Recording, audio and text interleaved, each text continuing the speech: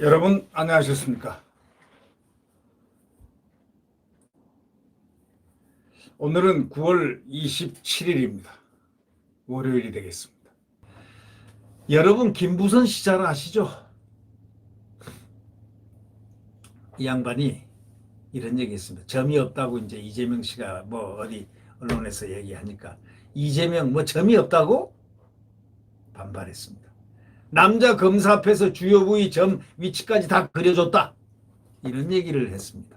더불어민주당 대선주자 이재명 경기지사가 방송된 SBS 예능 프로그램 집사부일체 출연해가지고 나는 피부가 좋아 점이 없다 이렇게 말을 했는데 배우 김부선 씨의 스캔들을 의식한 발언으로 이렇게 언론은 해석하고 있습니다.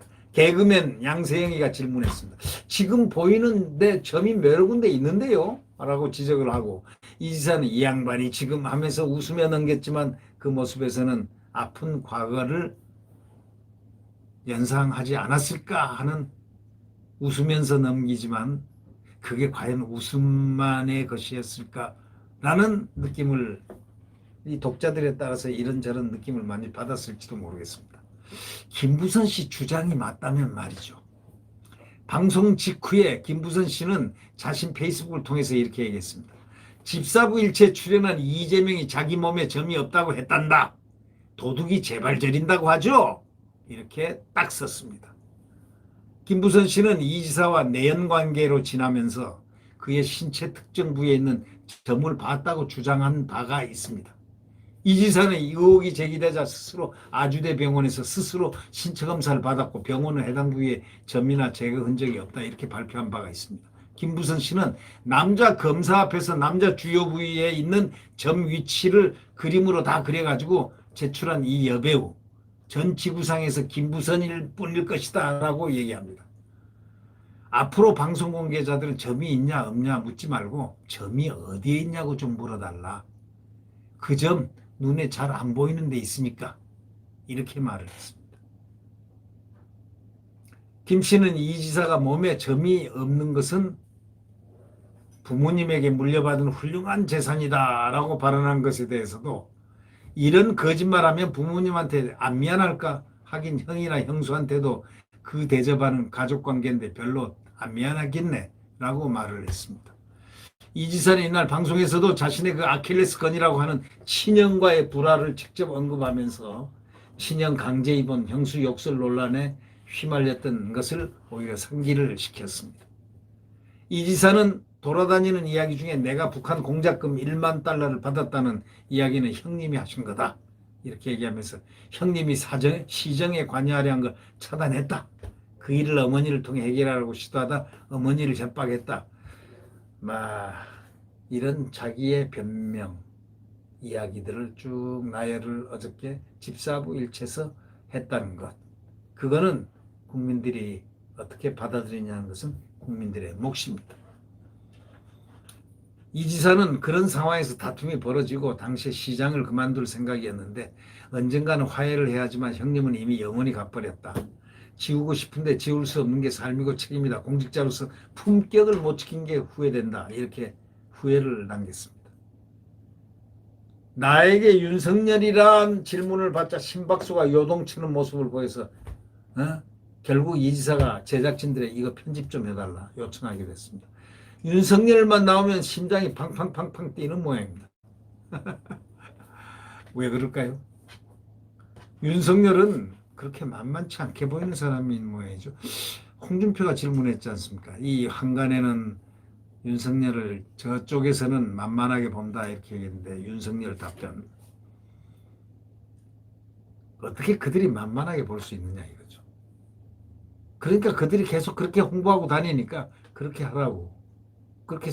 그렇게 하라고 이렇게 응수를 한 윤석열의 마음.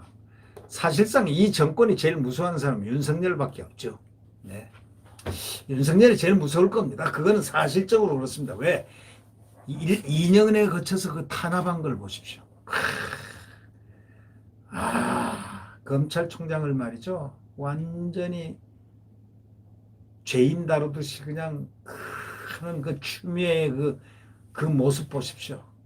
국회에서나 어디서나 검찰 부수기하고 막 검찰 개혁이란 말 딱 꺼내놓고 뭐 온 걸로 같은 윤석열을 죽이고 또 죽이고. 윤석열 바보입니까? 그래서 대선까지 끌어낸 게 누구냐? 국민들이 끌어냈잖아요. 국민들이 끌어낸 겁니다. 이게 자기가 나오려 하는 게 아니죠. 만약에 대통령이 된다면 제일 무서워할 사람은 이 정권에서 윤석열이라는 것은 아마 투표해보면 아마 그게 나올 겁니다. 윤석열이 제일 무섭습니다. 윤석열은 정치보복 안 하겠다고 했습니다. 절대 정치보복 안 한다고 했습니다. 근데요, 정치보복은 윤석열이가 하는 게 아닙니다. 법이 하는 겁니다. 법대로 원칙대로 갈 사람이 누구냐? 윤석열 아닙니까? 윤석열은 보복 안 합니다. 그러나 윤석열 정권이 만약에 들어서게 된다면 법으로 합니다. 법대로 잘못한 정권이었다면 법대로 다시 원위치 시킵니다. 그게 윤석열 아닙니까? 법과 원칙에 따라서 국민을 바라보고 간다. 예. 그러니 무서울 수밖에 없죠. 민주당이 제일 무서운 사람이 윤석열 맞습니다. 네. 네.